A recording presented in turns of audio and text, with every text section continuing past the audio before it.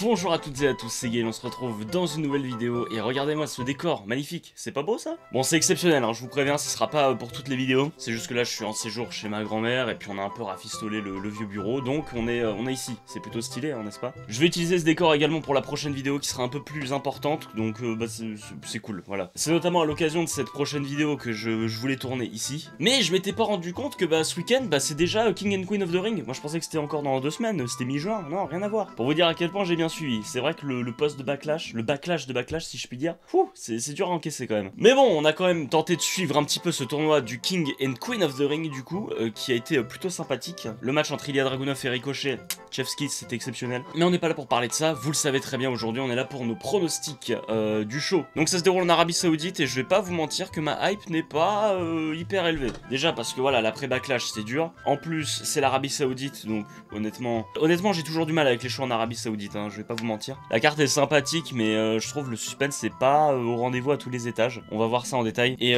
c'est parti. N'hésitez pas à vous abonner d'abord, enfin mettre un pouce bleu et à vous abonner. C'est très important pour la chaîne. Et je pense qu'on va pouvoir commencer cette vidéo. Tout d'abord, le triple menace pour le championnat intercontinental où Sami Zayn défend contre Bronson Reed, Big Bronson Reed et Chad Gable. Alors Bronson Reed c'est un peu ajouté à ça. J'ai pas trop suivi comment, hein, en toute honnêteté. On a eu la storyline entre Chad Gable et Sami Zayn qui a été un temps intéressante, un temps, je sais pas, j'ai un peu de mal à mettre dedans. J'avoue que le heel turn de Chad Gable paraissait trop évident et j'avais envie de croire qu'on n'allait pas forcément céder à la facilité entre guillemets, juste en pas forcément le faisant tourner heel quoi. Après, le personnage actuel de Chad Gable est plutôt intéressant, où il est en train juste de malmener ses teammates pour les rendre meilleurs entre guillemets. C'est plutôt intéressant. Après, est-ce que c'est maintenant que Chad Gable doit prendre le titre à Sami Zayn? Je sais pas. Alors, c'est marqué sur Wikipédia, parce que oui, je suis sur la page Wikipédia, m'insultez pas. C'est marqué qu'il sera accompagné d'Otis. Alors, est-ce que ce serait pas le test parfait pour Otis qu'il intervienne dans le match et fasse gagner Chad Gable? C'est un match triple menace, donc tout est possible. Mais est-ce que Sami Zayn doit perdre, sachant qu'il va être devant un public qui va être à 100% derrière lui? Son run vient tout juste de commencer en tant que champion intercontinental. J'ai des doutes, mais je vais partir sur une victoire de Sami Zayn quand même si je trouverais pas déconnant que Chad Gable aille prendre le titre. J'ai du mal à voir Bronson Reed gagner pour l'instant. Je pense que Sami Zayn va gagner. La finale du tournoi Queen of the Ring, Lyra Valkyria qui a fait la belle surprise, hein, la belle performance de Lyra Valkyria, qui se retrouve en finale contre soit Bianca Belair, soit Nia Jax. En toute honnêteté, je suis hyper partagé parce que les 3 options m'iraient. D'un côté, Nia Jax, ça pourrait être une bonne, entre guillemets, revanche sur son passé à la WWE. Et en plus, elle serait parfaite pour ce rôle parce que le rôle de King of the Ring, enfin Queen of the Ring du coup, colle quand même bien mieux à des heels. Sachant que Nia Jax est la seule heel qui reste dans le tournoi, ça pourrait être plutôt cohérent. En plus de ça, faire face contre face dans un Lyra Valkyria contre Bianca Belair en finale. Déjà que le public saoudien a du mal à s'investir derrière les matchs féminins, est-ce qu'on va réussir à investir un public qui n'est déjà pas investi dans un match gentil contre gentil? J'ai des doutes. Enfin, cela dit, le public se rangera peut-être légèrement plus derrière Bianca Belair, qui est juste l'une des stars les plus populaires à la WWE. En même temps, je disais, j'aimerais bien voir Bianca Belair gagner, parce que peut-être ça pourrait créer, pourquoi pas, un potentiel heel turn de Bianca Belair, qu'on attend depuis un moment. Peut-être que ça pourrait créer une guerre d'ego entre elle et Jade Cargill dans leur équipe, ce qu'on attend aussi. Et puis ce serait une nouvelle ligne exceptionnelle pour son palmarès qui est déjà assez bien fourni. Et puis en plus je suis un grand fan de Bianca Belair, donc ça me ferait vraiment kiffer de l'avoir Queen of the Ring. Mais en même temps t'as Lyra Valkyria qui a déjà eu un très bon run du côté d'NXT. Elle a déjà battu Becky Lynch, donc elle a en termes de crédibilité, déjà je trouve que c'est pas déconnant de l'avoir gagné. Et pour des débuts dans le main roster, mais tu peux pas faire mieux que gagner le Queen of the Ring. Ça te met déjà un statut très élevé. En plus t'aurais battu soit Nia Jax, soit Bianca Belair. Y a pas mieux pour la lancer définitivement dans le main roster. Et en plus ça pourrait lui donner une gimmick intéressante qui est peut-être ce qui pourrait manquer à Lyra Valkyria, une gimmick vraiment marquante qui investit les gens. Cependant, je pense que le pronostic le plus logique, c'est de partir sur une victoire de Nia Jax. Il y a plus d'arguments qui vont dans ce sens, donc je vais partir sur une victoire de Nia Jax, ce qui me déplairait pas plus que ça. Voilà. On passe au championnat du monde féminin que Becky Lynch détient et qu'elle va défendre contre Liv Morgan. J'ai absolument rien suivi à la storyline, voilà. J'ai suivi un petit peu que Liv Morgan, qui commence peut-être à s'associer à Dominic Mysterio, qui a coûté le titre entre guillemets à Rhea Ripley. Voilà, on sème des petites graines pour plus tard. Est-ce que c'est le moment pour Liv Morgan de devenir championne? Je pense que le timing est parfait en fait. Alors oui, il y a ce problème de elle va pas prendre le titre à Rhea Ripley, ça aurait fait plus de sens. Il n'y a pas ce truc de voilà, c'est la continuité de ce qui s'est passé avec Rhea Ripley. Et voilà, Rhea Ripley, pas le choix, elle s'est blessée. Et Liv Morgan qui va battre Becky Lynch, déjà tu bats Becky Lynch, ça te met quand même déjà sur un bon statut. Elle a un personnage hyper pertinent actuellement.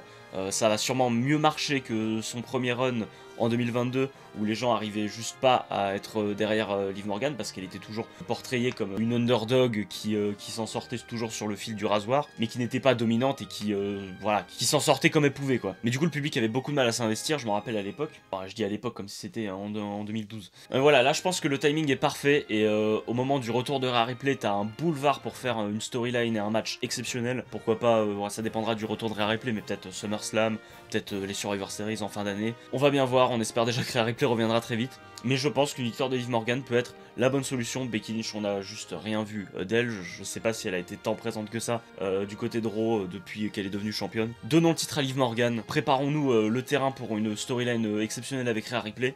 Donc je pars sur une victoire de Liv Morgan. La finale du tournoi King of the Ring masculin. Bah du coup oui, King of the Ring masculin. C'est un peu une... Comment on dit? J'ai plus le terme. Un pléonasme?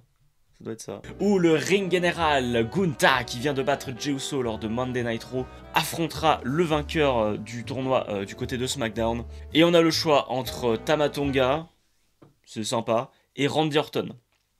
On peut avoir un potentiel dream match entre Gunther et Randy Orton. Alors, j'aimerais beaucoup voir Tama Tonga limite aller au bout du King of the Ring, et j'aimerais le voir King of the Ring parce que aux côtés de Solo Sikoa, ça brillerait, mais en même temps, est-ce que ça ferait pas de l'ombre à Solo Sikoa dans la Bloodline? Que Solo Sikoa est quand même présenté comme le nouveau leader de ce clan. Donc avoir un roi à côté du leader, je sais pas, ça va être compliqué. À côté, t'as Randy Orton, quoi. Randy Orton contre Gunther, enfin je veux dire, c'est un dream match, je sais pas quoi dire d'autre, c'est un dream match, quoi. Et qui dirait non à un Randy Orton contre Gunther?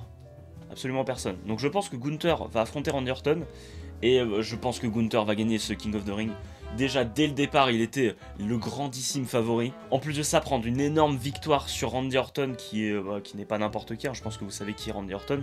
On peut avoir un super match en termes de storytelling et de catch. Le public va être à fond, c'est sûr. Gunther va être, je pense qu'il a juste la gimmick parfaite pour être King of the Ring. Il va parfaitement remplir son rôle et je pense qu'il serait logique de voir Gunther gagner. Donc je pars sur une victoire du ring général. Gunther. Et enfin, ce qui va certainement être le main event, il y a de grandes chances en tout cas. Un match qui fait grincer des dents. The American Nightmare, Cody Rhodes, défend le championnat de la WWE contre le champion des États-Unis, Logan Paul, qui ne met pas en jeu son titre. Non. Et quelque part heureusement, parce que j'avoue que ça m'aurait un peu fait chier que Cody Rhodes ait toutes les ceintures. J'adore Cody Rhodes, mais bon, qu'il ait toutes les ceintures fait chier quoi. Et Logan Paul, il a encore le temps avant de drop la ceinture, je pense, j'espère. On va voir, je sais pas contre qui d'ailleurs. Enfin bref, je crois pas une seconde en une victoire de Logan Paul, en toute honnêteté. Qui croit en la victoire de Logan Paul? Le match risque d'être très très cool, mais j'ai toujours ce problème de Logan Paul. Déjà, il est champion des États-Unis, donc ça me fait chier d'avoir un champion contre champion. Je pense qu'on pouvait trouver un programme pour Logan Paul pour qu'il aille catcher à côté, qu'on ait pourquoi pas un 6ème match dans le show. Mais voilà, le match va être très cool, y a pas de doute là-dessus.